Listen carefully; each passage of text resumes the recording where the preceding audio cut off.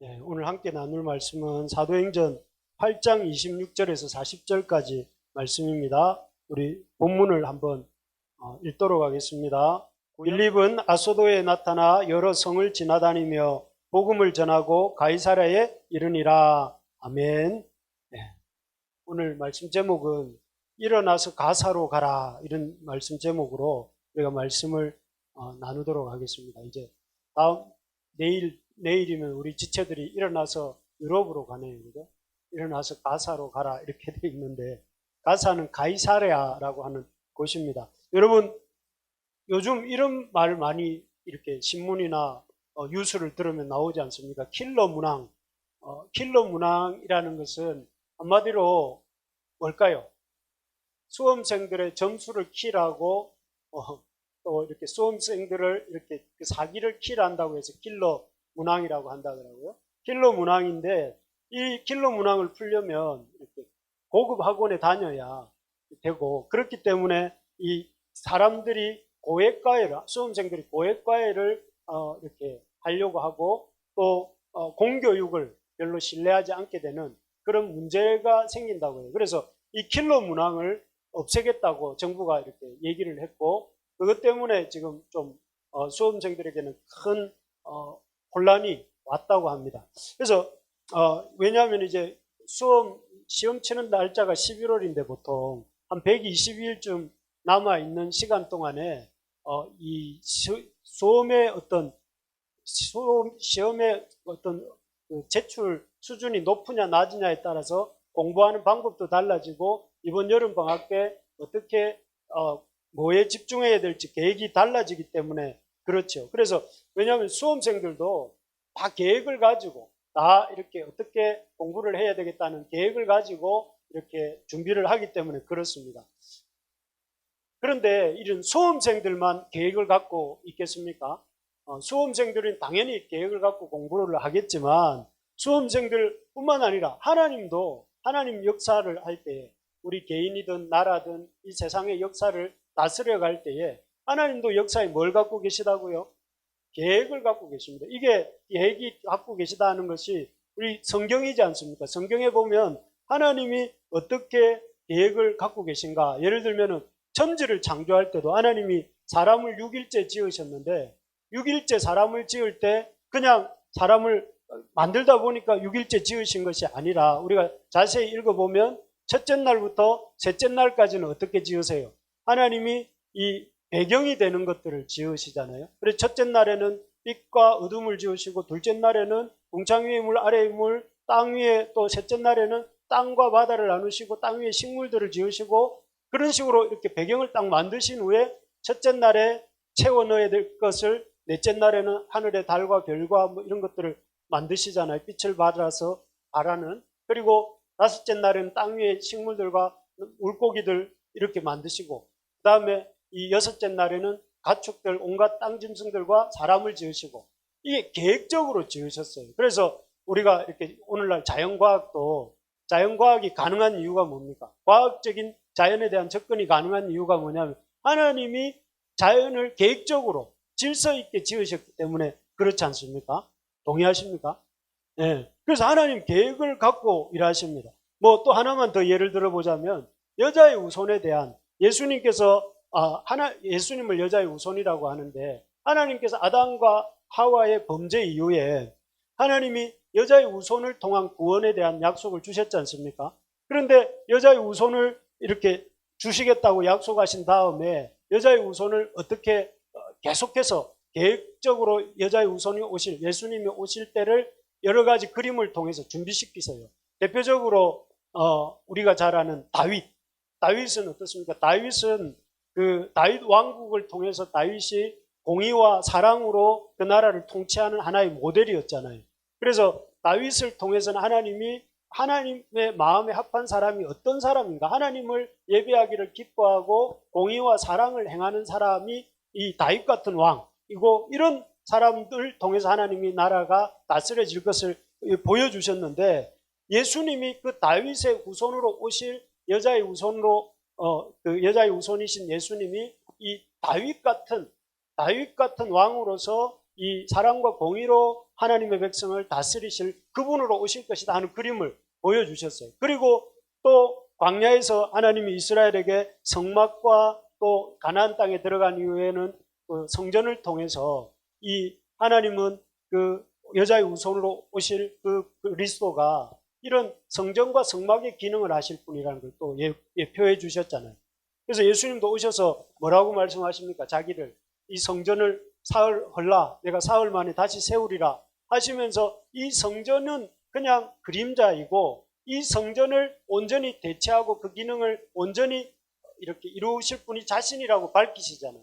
그래서 성전을 통해서 성막을 통해서 예수님, 여자의 후손으로 오실 예수님이 어떤 분인가? 하나님과 사람 사이, 죄인 사이 길과 진리와 생명이 되시는 그런 분이다 하는 걸 이렇게 보여주시고, 그래서 다윗 시대에 그 이전에는 성막을 통해서 다윗 시대에 또 다윗을 통해서 그리고 그 이후에 여러 가지 선지자들을 통해서 예수님에 대해서 계속 여자의 후손이 어떤 분이다 알려주시다가 때가 딱 되니까 동정녀 마리아에게 딱 태어나게 하셔서 예수님이 그런 여자의 후손으로 오심을 딱 드러나게 되잖아요. 이런 걸 보면 우리가 하나님은 무엇을 가지고 역사하고 계신다?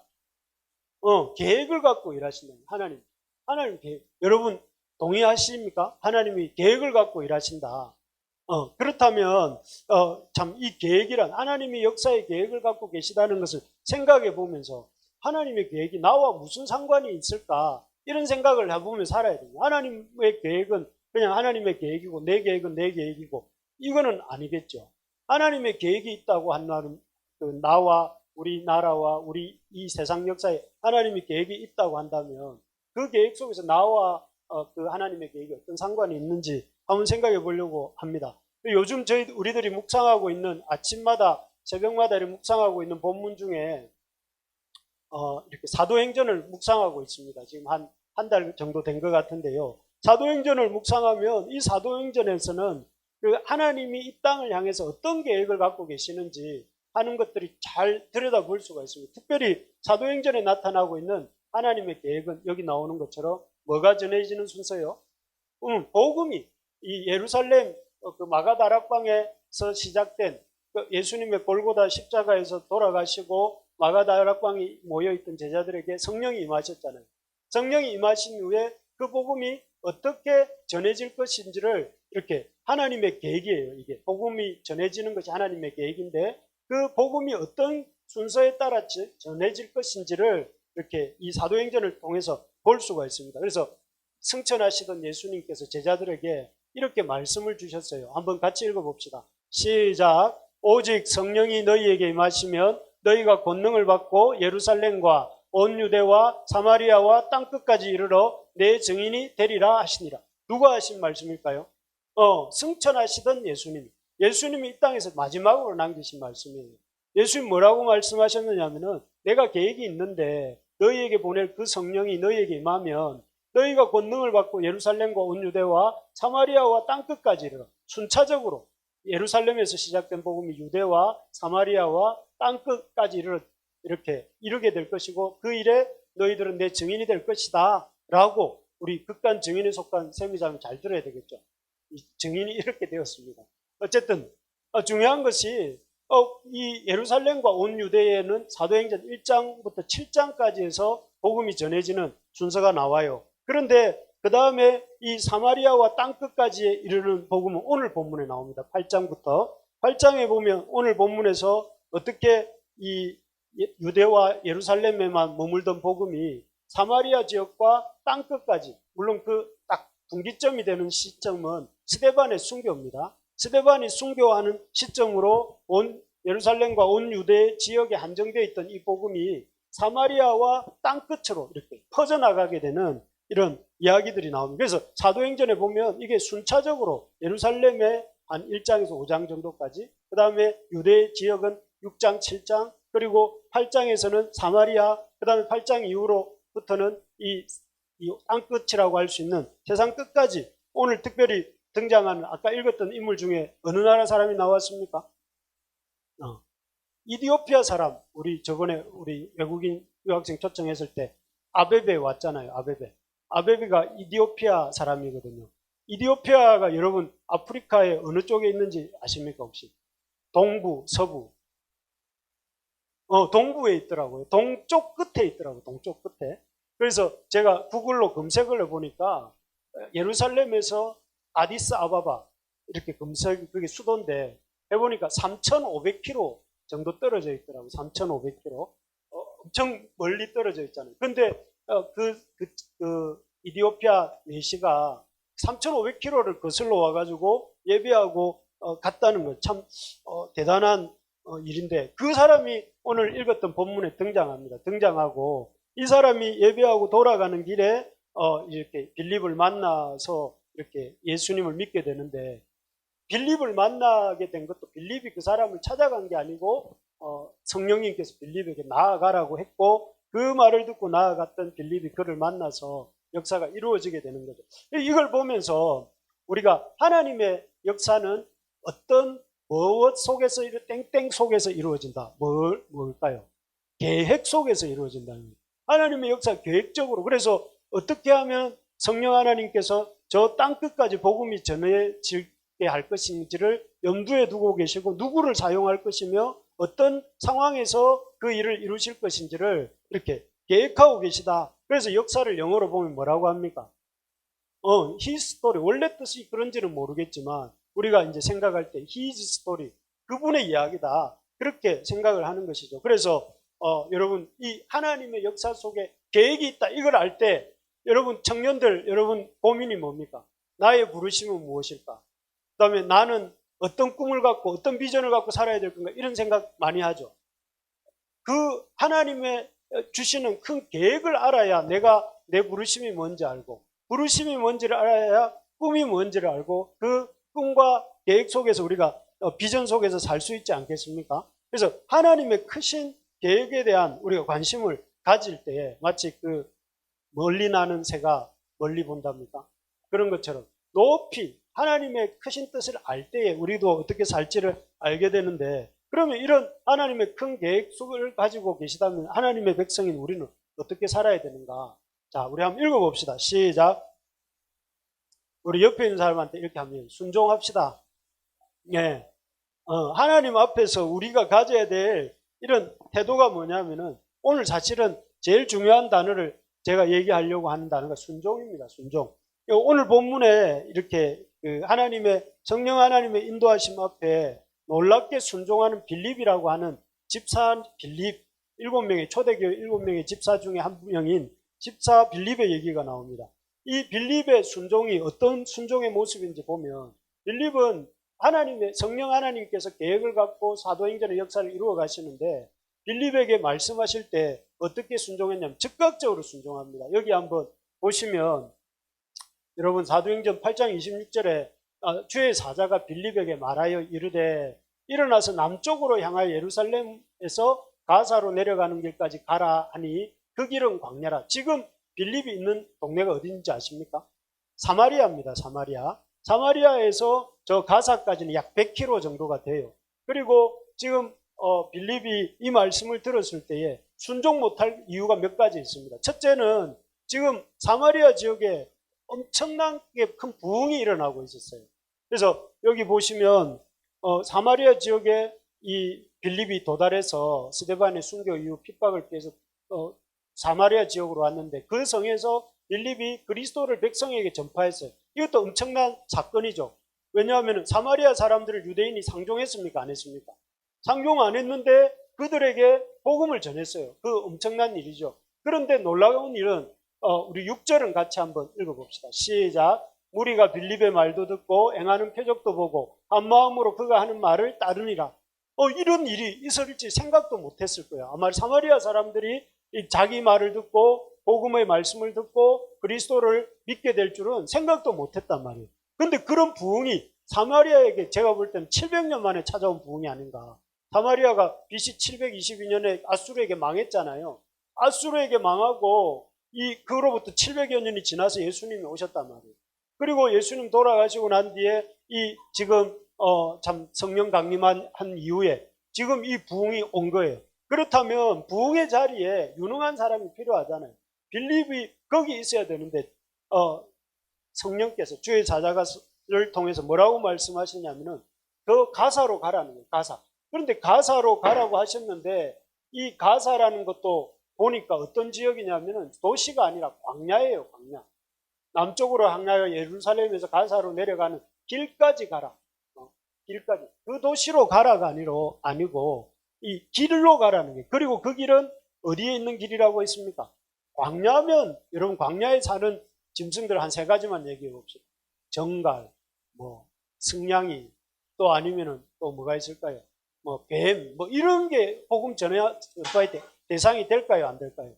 안 되겠죠. 거기에 왜 가야 됩니까? 이렇게 생각할 수 있을 거예요. 그런데 광야로 가라고 하시고 지금 부흥하고 있는 사마리아를 떠나라 하시고 그럴 때 이 여러분들이 빌립이라면 내가 빌립이라면 뭐라고 하겠습니까? 주님 왜 가야 됩니까? 적어도 이렇게는 말할 수 있지 않겠습니까?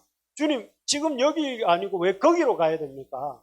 말할 수 있을 것 같은데 여기 보면 빌립이 사도행전 8장 27절에 보니까 한마디로 일어나 가서 보니 여기에 뭐 따옴표가 있거나 그런 체크표가 있어서 여러 대화를 한 후에 주님께 여쭤본 후에 일어나 가서 보니가 아니고 그 26절과 27절 사이에는 없어요. 그냥 일어나 가서 보니 이렇게 되어 있습니다.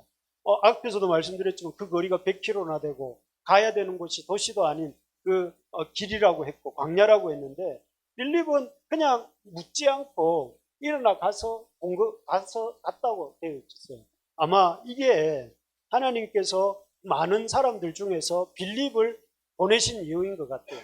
빌립이 이렇게 순종할 줄 아는, 빌립은 이때뿐만이 아닙니다. 사실은 사마리아의 복음을 전할 때도 빌립을 통해서 쓰신 걸 봤잖아요. 앞에 또 뒤에서 보면 빌립이 이제 광야에서 그 이디오피아 내시를 보고 나중에 아소도라는 곳으로 옮길 때도 이 빌립이 순종하여 떠나는 것을 볼 수가 있습니다. 그래서 참 이런 즉각적인 순종, 이런 걸 우리가 영어로 레디칼 이러는 거죠.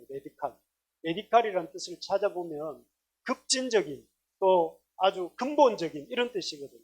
아주 하나님 말씀에 대해서 좀 이렇게 다르게 좀 이렇게 그냥 쉬운 말로 표현하면 무식하게 순종한 거죠. 무식하게. 하나님 왜 가야 됩니까? 하나님 제가 왜 순종해야 됩니까? 이렇게 말할 수 있는데 그렇게 안 묻고 그냥 그렇다고 묻는다는 게 잘못됐다는 건 아닙니다만은 그러나 어쨌든 빌립은 이런 사람이었다는 거예요. 일어나 가서 보니 결국 그 일어나 가서 봤을 때에 참 하나님 이 사람을 통해서 가보니까 이제 나중에는 이해가 됩니다.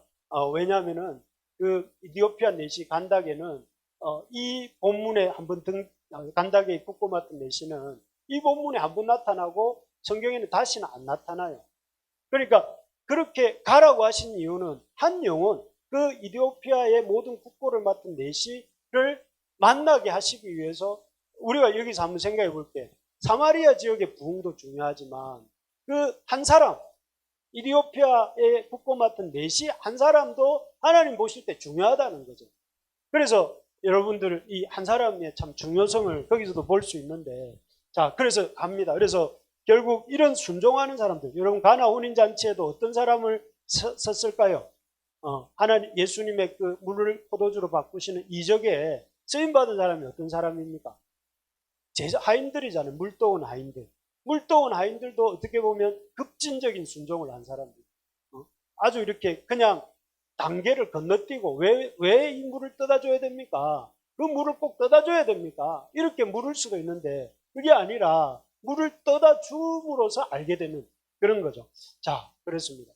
두 번째로 이 빌립의 순종은 한계, 생각의 한계, 지역의 한계, 이런 그가 수용할 수 있는 한계를 뛰어넘은 순종이다. 우리 한번 따라해 봅시다. 한계를 뛰어넘는 순종. 한계, 언리밋, 뭐라고 해야 될까요? 리밋, 한계를 뛰어넘는 순종입니다. 여기 보면 빌립이 이제 광야로 갔습니다. 가니까 이 한 수레가 지나가는데 병거가 지나가는데 그 병거에는 이렇게 그 내시가 타고 있었어요. 그래서 빌립에게 성령께서 이 수레로 가까이 나아가라 할 때 빌립이 달려갔다고 되어 있습니다. 사실 이 빌립이 여기서도 수고해서 100km를 걸어가지고 이 광야길까지 오는 것도 대단한데 딱 막상 와보니까 광야고 멀리서 수레가 한 대가 지나가고 있었겠죠. 그런데 그 수레로 가까이 나아가라고 할 때에 그 수레는 언뜻 보기에도 아주 이렇게 건세 있는 사람이 타고 있는 수레 같이 보였을 거예요. 그런데 빌립에게 나아가라 할 때에 빌립은 이렇게 생각이 들었을 거예요.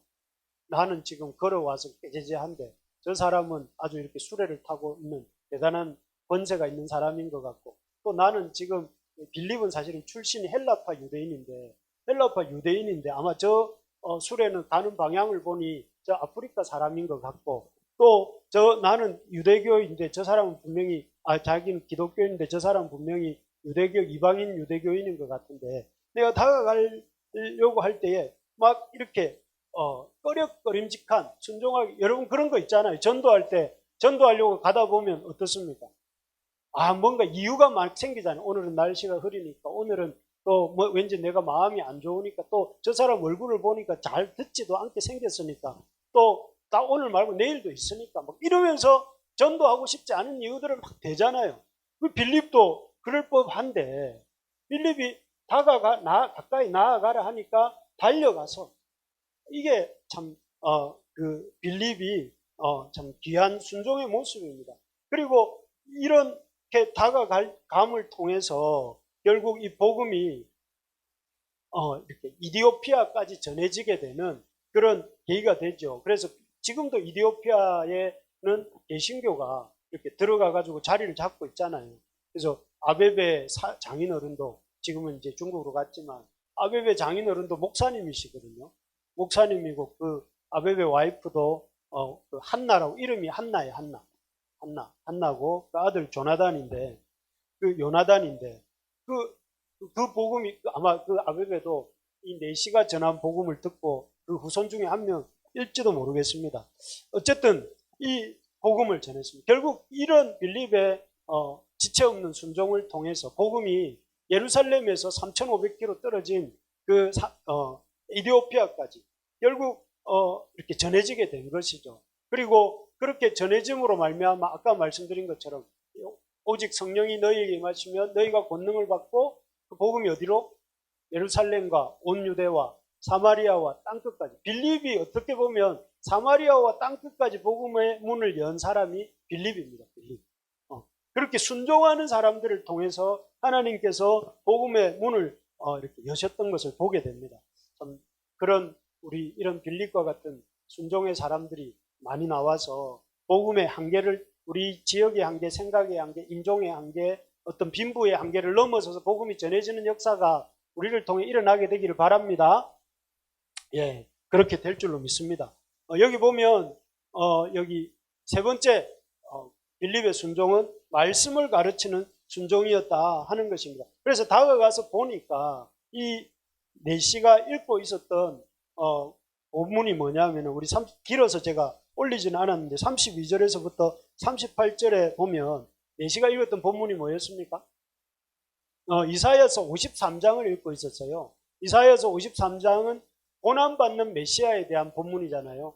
메시아가 억울하게 고난을 당하고 또 억울한 재판을 받고 십자가에 못 박혀 죽게 되는, 이런 자기 백성들의 배척을 받고 죽게 되는 내용인데, 이 사람이 선지자냐 아니면 누구냐 이렇게 메시가 묻습니다. 그러니까 이 사람이 그리스도라고 하면서 거기서부터 시작해서 이 빌립이 복음을 전했다 하는 내용이 나옵니다. 그리고 결국 그 복음을 듣고 네시가 그러면 내가 예수를 메시아로 이렇게 인정하고 고백하는데 세례받는 일에 뭐가 이렇게 거리낌이 있겠느냐 하면서 물 있는 곳으로 나아가서 세례를 받게 되는데요. 여기서 보면 빌립이 뭘 하고 있느냐면 말씀을 가르치고 있는 순종의 모습을 보게 됩니다. 이 모습을 보면서 참 빌립의 순종의 가장 중요한 것 중에 하나가 말씀을 가르치는 거였다는 거죠. 빌립이 사마리아 앞에 보면 사마리아 지역에 내려와서도 그리스도를 가르쳤어요, 백성에게. 그리고 지금 이 간다게의 네시에게도 말씀을 가르치고 있습니다. 그래서 우리가 참 중요한 순종 중에 한 가지, 우리가 주님 앞에 예수님의 제자들이 해야 될 중요한 순종 중에 하나가 말씀을 가르치는 순종이다 하는 것입니다. 저는 우리 교회에 잘 들으십시오. 잘 들으셔야 됩니다. 제가 여러분들에게 바라는 우리 제사상, 제가 바라는 건지 또 저를 통해서 주님이 바라시는 거라고 생각하고 싶은데, 제사상은 무엇이냐면은 여러분들이 성경 선생이 되는 것입니다. 하나님 말씀을 잘 배우고 또 하나님 말씀을 잘 가르치는 사람이 되기를 원해요. 그러려면 스스로 잘 믿는 것은 기본이고, 잘 믿을 뿐 아니라 다른 사람들을 잘 믿도록 도울 수 있어야 되겠죠. 빌립처럼. 그런 사람이 되기를 바랍니다. 그래서 여러분들이 꿈을 꾸면 좋겠습니다. 나는 하나님 말씀을 잘 배우는 사람이 되겠다. 그리고 하나님 말씀을 좀 잘 가르치는 사람이 돼. 이게 돼야 우리 다음 세대도 있고 다음 또 그 다음 세대도 있지 않겠습니까? 이런 비전을 가졌던 사람이 누구냐면 바울입니다. 바울이 디모데에게 쓴 편지입니다. 마지막 유언 서신이죠. 내가 누굴까요? 디모데입니다. 디모데가 많은 증인 앞에서 내게 들은 바 이 바울이죠. 충성된 사람들에게 부탁하라. 그들이 또 다른 사람들을 여기 보면 바울이 디모데에게, 디모데가 충성된 사람들에게, 충성된 사람들이 또 다른 사람들에게 복음의 4대가 나옵니다. 복음의 4대가 나와서 뭘 이어가고 있느냐면은 주님께 들은 바를 바울은 디모데에게 전하고, 디모데는 그 충성된 사람들에게 전하고, 충성된 사람들 또 다른 사람들. 이게 성경이 오늘날 우리 손에까지 오게 된 이 연유입니다. 이유입니다. 그래서 우리가 해야 될 일이 무엇이냐면은 우리가 열심히 복음의 대를 이어가는 게 중요합니다. 복음의 대를 이어가려고 할 때에 우리가 뭘 해야 돼요? 하나님 말씀을 가르쳐야 돼요. 말씀을 들을 때에 예수님이 누구인지를 알게 되고, 예수님이 누구인지를 알게 될 때 믿을지 말지가 결정이 되고, 예수님을 알게 되고 믿게 될 때에 예수님이 성경이 말하는 그리스도라는 사실을 알게 됐을 때 예수님을 믿게 되지 않겠습니까? 그래서 여러분 열심히 우리가 말씀을 배우고 가르치기를 바랍니다. 우리 한번 따라해 봅시다. 열심히 말씀을 배우고 가르칩시다. 여러분 원하면 우리가 말씀을 가르쳐 주지 않습니까? 그래서 열심히 말씀을 배우고 가르치는 우리가 되기를 원합니다. 그래서 우리 교회 말씀 배울 일이 많잖아요. 성경도 열심히 읽고 있고, 또 원하기만 하면 우리 구약, 지금 신약 1도 학교하고 있는데 와서 들을 수도 있고, 여러분 좀 이렇게 장이 열려 있는데 갈급하다 하지 마시고 와서 하나님 말씀을 좀 읽으면 좋겠습니다. 어쨌든 이렇게 이처럼 민감하게 성령 하나님의 계획에 반응하는, 순종한, 하나님의 다 계획이 있으시다 하는 것을 믿고 그 계획에 순종하려고 하는 빌립을 통해서 하나님이 어떻게 역사하시는가 하면은, 하나님이 그야말로 어떻게 보면 한계를 뛰어넘는 역사를 일으키셨죠. 700년 동안 이렇게 복음이 닫혀 있었던, 그냥 상종하지 못했던 사마리아의 복음이 전해졌어요. 여러분 이거 놀라운 일 아니겠습니까? 복음이 불교의 어떤 그 중심지에 전파됐다 이러면 그것도 놀라울 거 아닙니까? 그런 느낌이 이 유대인들이 사마리아인들을 생각하던 느낌인데, 사마리아인들 속에 복음이 전해져요. 그리고 거기서 끝난 것이 아니라 그 복음이 저 3,500km 떨어져 있는 이디오피아까지 전해졌습니다. 그것도 더 놀라운 일 아니겠어요? 이렇게 한계를 뛰어넘는 역사가 일어나게 되고, 그래서 하나님은 이런 이 역사에 대한 어떤 계획을 갖고 계시냐면 온 세상이 하나님의 복음을 듣는 것이 하나님의 계획이에요. 그래서 온 세상이 멸망하지 않고 영생을 얻게 되는 것, 이게 하나님이 원하시는 하나님의 계획인데, 여러분 그렇게 우리가 하나님의 계획에 관심을 갖는 하나님의 백성이 되기를 바랍니다. 하나님 뜻이 뭘까? 하나님이 내 인생을 향한, 우리 교회를 향한, 우리 가족을 향한, 우리 이 나라를 향한 하나님의 뜻이 뭘까? 이게 하나님 백성 아니겠습니까? 내 인생의 계획만 생각하면서 나는 어떻게 잘 살까? 나는 어떻게 맛있는 거 먹으면서 나는 어떻게 이거 하고 저거 하면서 살까? 이것만 생각하면 안 되고, 그런 것도 필요하지요. 하지만 제일 먼저는 우리 인생의 제일 되는 목적은 하나님의 뜻을 하나님을 영화롭게 하고 하나님을 영원토록 즐거워하는 것이다 하는 그런 것이죠. 그래서 어떻게 해야 되는가? 좀 이 첫 번째가 삼위 하나님의 역사에 관심을 좀 갖자. 하나님의 역사에 관심을 좀 가져야 된다 하는 것입니다. 하나님은 계획을 갖고 일하시는데, 그래서 여러분 오늘 빌립 집사처럼 또 이 바울 사도처럼, 또 그리고 우리가 잘 아는 주님처럼, 주님도 마지막 순간까지 기도가 뭐였죠? 겟세마네에서 예수님 기도하실 때 내 뜻대로 하옵소서 하고 기도했습니까? 예수님 그걸 통해 우리에게 본을 보여주신 거예요. 뭐냐면 내 뜻이 아니라 아버지의 뜻이 먼저가 되는 인생. 그게 바른 사람의 모습이다. 그게 하나님이 지으신 사람이 걸어가야 될 길이다 하는 걸 보여주신 거예요. 그래서 우리가 관심을 어디에 가져야 되냐? 하나님의 뜻이 무엇인가? 그래서 저도 이렇게 여기에 있는 거 아니겠습니까? 목회자로 살고 있는 거 아니겠습니까? 하나님의 뜻이 무엇인가? 물론 목회자만 되는 것은 아니지만 여러분 어떤 일터에서도 어떤 현장에서도 여러분 우선적인 관심이 하나님의 뜻이 무엇인가? 먼저 그의 나라와 그의 의를 구하는 우리 부르심의 식구들 되기를 소망합니다. 두 번째로 하나님의 역사를 우리가 제한하지 말자 하는 것입니다. 그래서 오늘 본문은 우리에게 주는 중요한 교훈 중에 하나가 하나님의 역사는 제한이 없다는 거예요. 사람들은 저 사람 사마리아입니다. 저 지역은 우리가 상종 못할 지역이다. 저 이디오피아는 지금 너무 멀다. 우리 관심 가질 때가 아니다. 지금 중요한 건 지금 here and now. 나 여기 지금 그리고 지금이 중요하다. 이렇게 우리는 생각하고 살잖아요. 지금 당장 내가 급한데 내가한테 중요한 게 이건데 이렇게 생각하지만 하나님은 그 역사의 눈을 어디까지 갖고 계세요? 저 이디오피아도 생각하시고 이디오피아뿐만 아니라 오늘날 21세기에 살아가고 있는 아베베도 생각하시고 지금 복음을 전하신 거 아니겠습니까? 또 하나님의 그 역사는 사마리아 사람도 유대인들은 사마리아 사람들 어떻게 생각하든지 말든지 하나님 보실 때는 어떤 사람이라는 거예요? 구원받아야 될 하나님의 백성이라는 거죠. 우리가 이 하나님의 조건 없이 사랑하시고 조건 없이 복음을 전해주시는 그 마음이 우리에게 있기를 바랍니다. 그래서 이번 달 우리 필독서로 나누고 있는 바이크 이야기 읽어보셨습니까? 오늘 저녁에 우리 필독서 나눔 모임 할 건데 바이크 이야기를 보면 그 아가씨, 그 자매는 인도네시아 사람이에요. 인도네시아 사람인데 우리나라 모자 공장에 산업연수생으로 왔다가 예수님을 이제 조금씩 알아가고 믿게 되는데 그때 그녀를 이렇게 누가 돕느냐 하면은 그 칼럼에도 썼지만 미스터 양과 미스터 박, 미스 박, 그 다음에 일터 아주머니 또 이제 이 사람은 스리랑카 사람이지만 앤튼 이런 사람들이 우리나라 사람들 중에 미스터 양, 미스터 박, 일터 아주머니 이 사람들이 기독교인인데 이 기독교인들이 그 바이크를 마치 딸처럼 또 자기 친자매처럼 아껴주고 이렇게 잘 대해줘요. 그러니까 그녀의 마음속에 기독교에 대한 호감이 생겨나고 기독교에 대한 관심을 갖고 기독교 모임에 한 걸음 한 번 와보고 두 번 와보고 하다가 나도 한번 알아봐야겠다 하고 성경을 한 권 가져갔는데 성경을 읽다가 예수님을 만나게 된 거예요.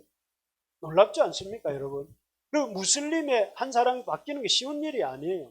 그래서 그녀가 바뀌면서 이제 그 고향 동네에 있는 인도네시아에 있는 여동생도 예수님을 믿게 되고 이런 얘기들이 쭉 일어나는데 그래서 책 제목이 뭐냐면 우리 가까이 와 있는 땅끝이라고 되어 있어요. 우리가 땅끝까지 안 가도 이미 땅끝이 우리 가까이 와 있어요.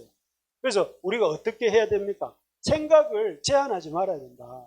우리의 생각에는 한국 사람 또 우리 이런 내 가까이 있는 사람 이렇게 생각하지만 하나님의 역사는 사마리아인을 넘어서 이디오피아를 넘어서 땅끝까지 바라보고 계시다는 거예요. 그래서 청년들이여 클라크가 청년들이여 야망을 가져라 이랬는데 그걸 우리 버전으로 바꾼다면 그리스도인들이여 비전을 가져라. 복음을 전하려고 하는 비전을 가져야 됩니다. 그래서 여러분 내가 전도할 수 있겠나? 할 수 있습니다. 우리가 다른 사람들 도울 수 있겠나? 도울 수 있습니다. 어떻게 해요? 내게 주님 성령님이 인도하시는 대로 순종하면 됩니다. 그래서 어떻게 해요? 삼위 하나님의 역사에 관심을 오늘 이 예배도 성령이 나에게 말씀 주시는 자리라고 생각을 하시고 들으셔야 된답니다. 오늘따라 더 많이 주는 것 같지만 네, 자 그렇습니다. 세 번째 우리 이거 마지막입니다. 한번 읽어볼까요? 시작. 하나님의 말씀에 귀를 기울여야 이렇게 되어 있습니다. 여러분 여기 보시면 그런 성령님의 역사를 우리가 어떻게 알 수가 있습니까? 신기한 것은 하나님 말씀을 주의 사자가 말했다고 하고 성령께서 이르셨다고 했는데 여러분 우리가 성령의 음성을 어떻게 들을 수 있습니까? 성령의 음성을 어떻게 들을 수 있을까요? 그냥 이렇게 신비하게 막 찌릿 순간적으로 이렇게 오는 것이 아니라 제가 사도행전을 한번 찾아봤습니다. 성령께서 이렇게 그 사도들에게나 제자들에게 말씀하셨다고 하는 표현들을 앞뒤로 이렇게 읽어보니까 베드로 사도행전 9장 이 8장 다음에 나오는 9장에는 베드로가 고넬료에게 복음을 전하게 되는 장면이 나오는데 이방인이잖아요. 고넬료에게 복음을 어떻게 전하게 됐는가, 성령의 인도함을 어떻게 받았는가 하면 말씀을 붙들고 기도할 때에 그 베드로가 성령의 음성을 들어요. 기도할 때. 언제 우리가 성령이 우리에게 말씀하시느냐면 기도할 때 하신다. 언제 하신다고요? 기도할 때, 기도할 때. 두 번째로 사도행전 13장에 가면 안디옥 교회가 바나바와 바울의 파송 문제를 두고 이렇게 성령의 인도함을 구할 때 성령께서 바나바와 바울을 보내라고 이렇게 말씀하시거든요. 그럼 바나바와 바울을 보내야 된다는 걸 어떤 방식으로 성령이 말씀하셨을까요? 주를 섬겨 금식할 때에 이렇게 금식하는 이유가 뭐겠습니까? 그 좋아하는 음식을 내려놓고 주님 뜻 알기를 원합니다 하고 주님을 뜻을 알기 원할 때 그냥 이렇게 난 주님 뜻 알고자 하지도 않고 그냥 막 사는 사람에게 주님의 뜻을 알려주시는 것이 아니고 내가 주님 뜻을 알고 싶어 하고 주님 뜻을 따라 살려고 할 때에 그 사람에게 주님 뜻을 알려주신다는 거예요. 여러분, 그리고 세 번째로 이렇게 보면 그 사도행전 21장이 바울이 예루살렘으로 올라가기 전에 아가보라고 하는 선지자를 만나요. 근데 그 선지자가 이렇게 그 선지자를 통해서 바울에게 예루살렘으로 올라가지 말라고 이렇게, 물론 이거는 좀 고도의 해석이 필요한 부분인데 그 아가보 선지자를 통해서 주님의 뜻을 알게 돼요.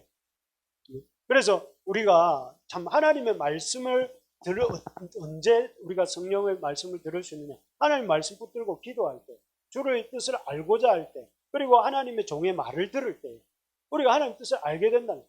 그 외에도 우리가 하나님 성경을 읽을 때도 알 수 있고, 또 여러분 와서 이렇게 주일날 말씀 들을 때 그냥 사람의 말로 듣지 마시고 하나님이 또 저 사람을 통해서 말씀하신다. 하나님이 목사님을 통해서 제가 일주일 동안 여러분들 생각하면서 또 저 자신을 생각하면서 제가 기도하면서 이 말씀을 붙들고 있지 않았겠습니까?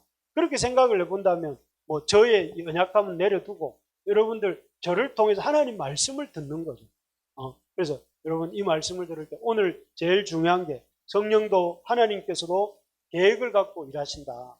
그리고 하나님의 계획을 성령을 통해 우리에게 알려주신다. 그리고 그런 성령의 뜻을 알려주실 때 우리가 믿음으로 순종하는 사람이 될 때 큰 역사를 보게 된다는 사실을 붙들고 이번 한 주간도 성령의 역사에 민감한 관심 갖고 순종할 줄 아는 이번 한 주간을 우리 모두 보낼 수 있기를 바랍니다.